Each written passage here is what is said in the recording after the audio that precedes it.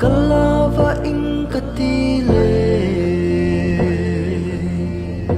si a mai chola hamud hud e nana o